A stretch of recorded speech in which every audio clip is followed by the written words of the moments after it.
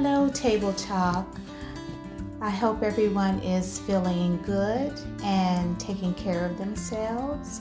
We are being safe and washing our hands and covering our faces and staying safe and loving each other. Invisible hugs and kisses. That's how we stay connected. We don't have to stay close with each other, but we can still deliver those invisible hugs and kisses to let each other know that we still care. So I'm glad to know that everyone is doing well and enjoying the weather. The weather is getting pretty good. Not too hot and not too cold. Pretty good. So I am going to read a question. One of our members they released one of their questions. Thank you so much for the questions. Please don't forget to subscribe and share our questions, because that's how we get our feedback and that's how we get our questions, so we can all have an input in how we respond to these questions. And by the way, there are so many questions. I kind of sift through the questions. I take my time and kind of get some of the good questions out, and I pick those questions and I answer those questions based on a patient point of view. And then I have some of the members, they chime in on their responses on how they handle their situation, and just good responses on how we handle our challenges dealing with our mental illnesses. How do we get through our lives every day, because we have to work, we have to deal with our family members, we have to deal with triggers and episodes throughout the day. How do we handle those? And everyone pour in their responses. Thank you so much for those responses. You help me a lot.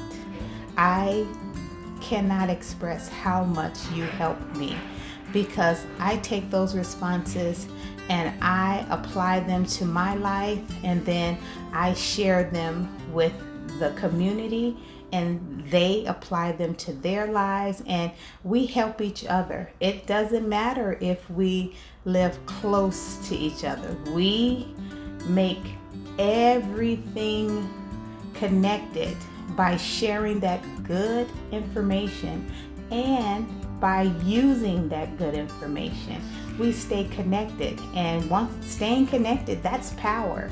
That's our power. We grow and we get stronger, and we have mental muscles that we use every day just by sharing and staying together. So thank you for the questions. Don't forget to pour in some more of those questions going forward. And this question is a very good one, and it's a very important one, because I've never had a question like this before. And let's get into the question. The question is, have you ever been admitted into an inpatient hospital? And thank you, member. Thank you for this question, because we've never talked about having an inpatient stay when you've had an episode, or when you've had some triggers in your life, or when you've gotten to the point where it's just too much for you, where you feel the need that having an inpatient stay is good for you so you can recalibrate. So let me share my story. I had a breakdown. I had a breakdown in 2017 because my mother passed away, and it got so overwhelming and it got too much for me to bear. And it's just my mind. I had deep depression. I had sadness. I had just isolation. I had those fictitious thinking. I had so much on me. It was so heavy. And we all know how mental illness is. It plays just a heavy weight on your shoulders that you just can't handle it anymore. So I decided that too much was just too much for me. And one of my indicators was I started to have suicide ideations along with the deep depression. And we talk about it in our community talks, how the difference between depression and deep depression. Those are just two different animals. The symptoms for depression and the symptoms for deep depression. Deep depression is a little more deeper. It's a little more geared towards suicide ideations. It's more geared toward harmful thinking. And that's where I was when my mother passed away. I was thinking more so of harming myself and suicide ideations. I was doing strategic planning. I was planning on how to harm myself. That means I was getting a set of pills, and I was taking those pills and I was mixing those pills up. I didn't care what they were. I was just taking a handful of them. And one day I took just a handful of them and I doused them down. And it was my intent not to wake up, but I did wake up the next day. And I woke up the next day feeling so sick. I was sick. I had diarrhea. I had stomach pains. I had head pains.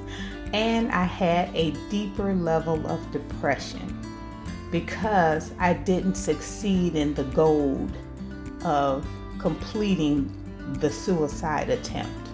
So deep depression is such a whole nother set of symptoms that we talk about. And I'll continue to talk about deep depression because I want you to understand the separation. Depression and deep depression is just two big different things, and you look out for those symptoms so then you can apply the proper antidotes to those symptoms. Because if you're just depression, applying a positive antidote to depression, it is way different from suicide ideations and strategic planning and harmful thinking. Harmful thinking is now you're in the stages of planning things to do to harm yourself. And that's where I was. I was beyond isolation and didn't want to talk to anybody and didn't want to socialize and didn't want to, I wanted to be left alone. And I had that depression leaves you in the corner. You don't want to shower. You don't want to wash your hair. You don't want to talk to anybody. You don't want to do anything. That I was way beyond that. I was on the other side where I was saying, you know what? Leaving this earth seems like a good idea because I don't have my mother anymore. So once I got to that point and I started seeing those signs of strategic planning and harmful thinking, I decided to just go to the ER and make that step and let them know. I was totally crying, and I was letting them know that I wasn't feeling my best. I wasn't feeling good. I was so scared, and I was having these symptoms that were dangerous. They were dangerous for me, and they were dangerous for others. And I had a counselor at the time, and I had a psychiatrist at the time. And once you call them, you can call them and let them know that I have these symptoms, and 9 times out of 10, they will do a involuntary admitting themselves if you go that route. But sometimes you know the symptoms yourself, and you say, "Hey, I'm feeling these strong feelings, and they're strong enough for me to say it's okay for me to take these 5 to 7 days to recalibrate." And let's talk about being admitted. Being admitted into an inpatient stay is a sense of recalibration. It's not that movie that they play in your mind where you're in a corner, you're wrapped up in this bodysuit and you're chained up and your hair is all mangled and you look like you're really possessed. It is not that. It is a team of people there to help you get balanced. They are there to make sure you get back on track. And in order to do that, they're listening to you. They are good listeners. They want to make sure you are getting your medicine balanced, not overdosed. You're getting balanced. They're making sure that they're diagnosing you properly, because sometimes you can get for me, when I got there, they had to diagnose me with an additional disease, bipolar 1. And I didn't know I had the manicness, but I was displaying the manicness while I had the inpatient stay. Now, just think about, what if I didn't go? I would have been just wiling out, undiagnosed, just for throughout the day, and not thinking that I had additional things going on with me. So when I say recalibration is good, because then sometimes they can take away some things, and sometimes they can add some things to make you balanced. So the medication is balanced, and then sometimes your diagnosis is balanced. And then you're there talking to counselors that are saying, hey, what can I do for you? What's going on that I can use my expertise to bring you back to a calm setting? And all of these things we did meditation moments. We did days of reading where we can feed ourselves healthy reading. And we did a lot of talk and listening to other people, just like a community, just like we do. How can we help each other? And that's what gave me this absolutely table talk community idea, helping each other, because I can't do it by myself. You guys can't do it by yourself. But if we stick together and we hold hands, we are so powerful together. Your positive antidote and the other person's positive antidote, and I put some ideas in there, we can make it. So having an inpatient stay is wonderful. It brings multiple things of benefit. 1 is recalibration. 2 is a balanced mind. 3 is a re-diagnose.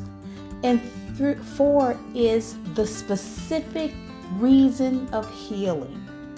You're coming there for a specific reason of healing. You don't want to go there and I don't know what's wrong with you. So what I'll do is I'll just throw a bunch of pills at you, and I'll just here, drink this, and go to your room and lay down for the rest of the day. No, that's not healing.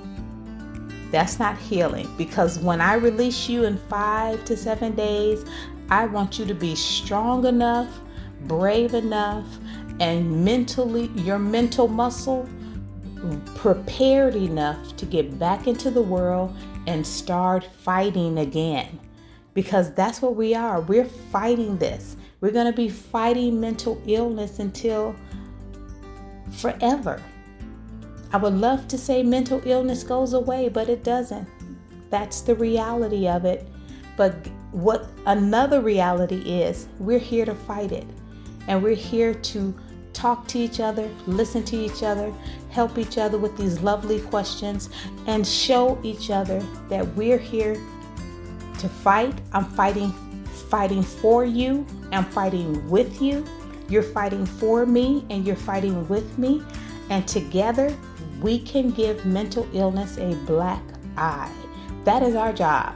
That is what we're going to do. That is our ultimate goal. And I hope you don't stop. And I'm definitely not going to stop, because it's too much work out there to be done. Too many suicides that don't have to happen. We are ambassadors going forward to make the change, to tell the story.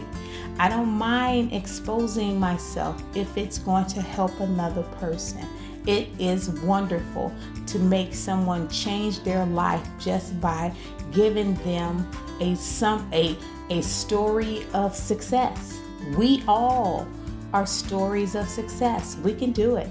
So thank you for that. Thank you, member. Thank you for that story. Thank you for that question. Thank you. Impatient stays are benefits. And I gave you those benefits: recalibration, balanced mind, rediagnosis, and a specific state of healing. Thank you so much. Okay, every guys. Until next time, stay healthy.